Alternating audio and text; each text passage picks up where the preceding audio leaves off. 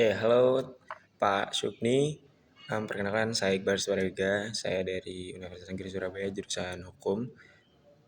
Jadi di sini saya akan membuat video terkait materi pertemuan kedua tentang paralegal pidana narkotika. Oke, materi pertemuan dua ini dasarnya ada dasar-dasar penyidikan, kemudian dasar penyelidikan, dasar-dasar penuntutan dan perkara pidana narkotika di BNN, Kepolisian, dan Kejaksaan.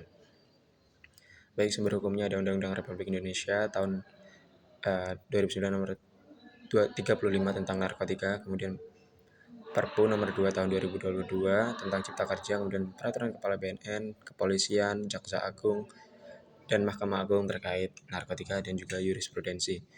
Kemudian penyelidikan dan penyidikan BNN dalam melaksanakan tugasnya, pemberantasan penyalahgunaan dan peredaran gelap narkotika dan prekursor narkotika. BNN berwenang untuk menyelidiki dan penyidikan penyalahgunaan dan peredaran gelap narkotika dalam prekursor narkotika. Baik, di sini ada diksi yang baru saya ketahui, yaitu diksi prekursor. Nah, prekursor ini adalah bahan pembuat dari narkotika. Jadi seperti itu kemarin penjelasan dari Pak Sukni.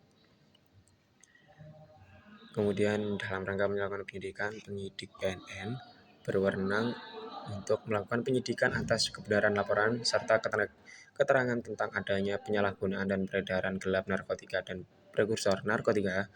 Kemudian B, memeriksa orang atau korporasi yang diduga melakukan penyalahgunaan dan peredaran gelap narkotika dan prekursor narkotika. Kemudian yang C, memanggil orang untuk didengar keterangannya sebagai saksi, jadi harus ada saksinya. Kemudian menyuruh berhenti orang yang diduga melakukan penyalahgunaan dan peredaran gelap narkotika dan prekursor narkotika, serta memeriksa tanda pengenal diri tersangka. Kemudian yang E, memeriksa, menggeledah, dan menyita barang bukti tindak pidana dalam penyalahgunaan dan peredaran gelap narkotika.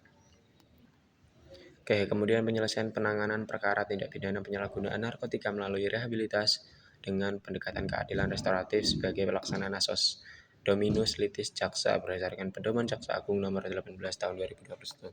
Jadi ternyata restoratif itu juga atau restoratif justice itu juga dilakukan dalam tindak pidana narkotika. Karena kemarin saya sempat bertanya kalau apakah restoratif justice itu bukan hanya diperlakukan tindak pidana yang kerugiannya di bawah dari 22,5 juta kemudian baru dilakukan oleh orang pertama kali. Ternyata dalam penyidik tindak pidana narkotika juga menyandang asas restoratif justice. Jadi proses pengadilan di luar peradilan. Jadi perdamaian antara kedua belah pihak. Namun di sini pihaknya adalah BNN dan juga sebagai korbannya adalah pecandu dan pemakai. Jadi restoratif hanya dilakukan oleh pecandu dan pemakai, bukan diperuntukkan untuk penyebar dan juga bandar. Jadi pengedar dan bandar tidak mendapatkan restoratif dalam tindak pidana narkotika ini. Kemudian dalam pra penuntutannya ada barang bukti tindak pidana penyalahgunaan narkotika, kemudian kualifikasi tersangka, kualifikasi tindak pidana dan kesesuaian pasal, kemudian unsur kesalahan atau mensri, pemeriksaan terhadap tersangka dan rekomendasi hasil asesmen terpadu.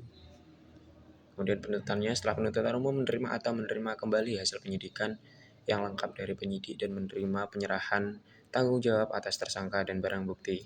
Tahap 2-nya, penuntut umum segera menentukan apakah berkas perkara itu sudah memenuhi persyaratan untuk dapat atau tidak dilimpahkan ke pengadilan berdasarkan asas Dominus Litis. Jadi seperti itu pemahaman saya terkait tindak pidana narkotika, bagaimana cara paralel menyelesaikan permasalahan narkotika. Jadi sekian, terima kasih.